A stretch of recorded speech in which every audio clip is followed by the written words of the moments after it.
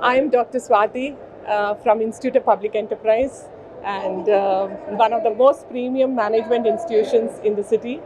Um, it was started way back in 1964, and from 1995 we are into management education.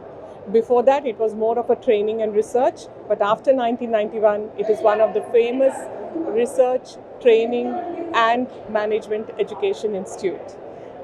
It is a non-profit society started by a board of IAS officers, and it is first the campus was at Usmania University, a very good infrastructure at Shamirpet.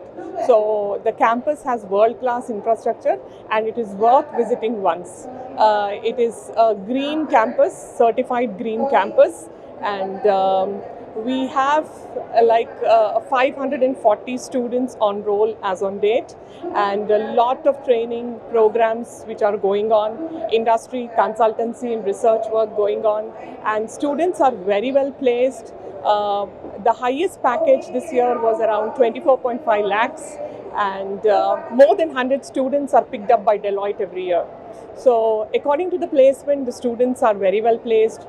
We have a lot of clubs. We have a summer internship program, and students are very well taken care of with the changing curriculum, with the industry experts.